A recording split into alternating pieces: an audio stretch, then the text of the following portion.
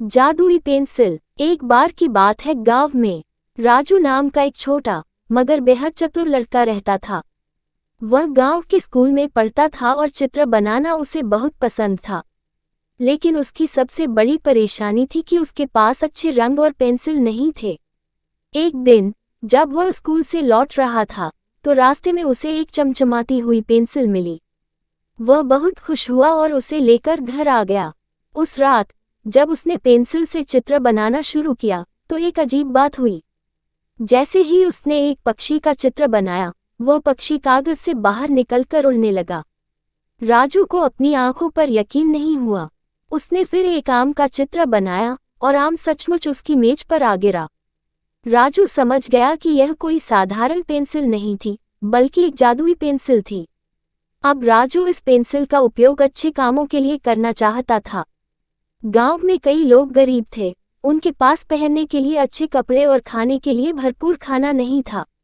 राजू ने अपने कागज पर खाने पीने की चीजों के चित्र बनाए, रोटियां, फल, मिठाइयां, और देखते ही देखते वे सब सचमुच में सामने आ गए। फिर उसने कपड़ों का चित्र बनाया और वे भी हकीकत बन गए। धीरे धीरे पूरा गांव राजू को जादू का बच्चा कहने लगा। सब उसकी तारीफ करने लगे, लेकिन राजू को घमंड नहीं हुआ। गांव में एक लालची सेठ भी रहता था, जिसका नाम सेठ धनलाल था। जब उसे इस जादुई पेंसिल के बारे में पता चला तो उसने राजू को बुलाया और कहा, ये पेंसिल मुझे दे दो, मैं तुम्हें बहुत पैसे दूंगा। राजू ने मना कर दिया, ये पेंसिल मैंने अच्छे कामों के लिए रखी है, इसे मैं किसी लालची इंसान को नहीं दूंगा। सेठ को गुस्सा आ गया। उसने राजू से पेंसिल छीनने के लिए अपने नौकरों को भेजा, मगर राजू ने समझदारी दिखाई। उसने जल्दी से एक बड़ी दीवार का चित्र बनाया और देखते ही देखते दीवार हकीकत में बदल गई और सेठ के नौकरों को रोक दिया। गांव में ये खबर फैल गई कि राजू के पास एक जादुई पेंसिल है।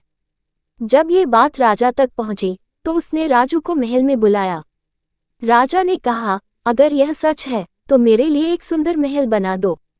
राजू ने पहले सोचा कि क्या करना चाहिए, क्योंकि राजा अच्छा आदमी था, मगर वह देखना चाहता था कि राजा इस शक्ति का उपयोग सही करेगा या नहीं। इसलिए उसने राजा से पूछा, महाराज, क्या आप ये महल गरीबों की मदद के लिए बनवाना चाहते हैं? राजा ने मुस्कुराकर कहा, बिल्कुल।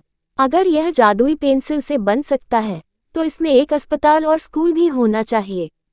राजू को राजा की नीयत पर भरोसा हो गया। उसने महल का चित्र बनाया और कुछ ही पलों में एक शानदार महल खड़ा हो गया। उसके अंदर अस्पताल, स्कूल और गरीबों के लिए रहने की जगह भी थी। राजा ने राजू को बहुत धन्यवाद दिया और उसे अपना खास मेहमान बना लिया। एक दिन राजू को एक सपना आया, जिसमें एक बूढ़े साधु ने उसे बताया, ये पेंसिल केवल अच्छे कामों के लिए बनी है। अगर कोई इसका गलत इस्तेमाल करेगा तो ये गायब हो जाएगी। राजू को ये बात समझ में आ गई। अब वह बहुत सावधानी से इसका उपयोग करने लगा। धीरे धीरे उसके गांव की हालत बदल गई। वहां कोई गरीब नहीं था, हर कोई खुशहाल था।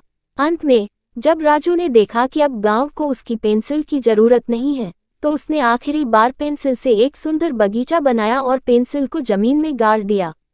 अगले दिन वहां एक बड़ा हरा भरा पेड़ उगाया, जो गांव को हमेशा ठंडी छाया देता रहा। राजू की यह कहानी पूरे राज्य में मशहूर हो गई। लोग उसे दया का देवता कहने लगे और उसका नाम हमेशा के लिए अमर हो गया। शिक्षा। इस कहानी से हमें ये सीख मिलती है कि शक्ति का सही इस्तेमाल ही हमें महान बनाता है। हमें हमेशा दूसरों की मदद करनी चाहिए, न कि लालच में पड़कर कुछ गलत करना चाहिए।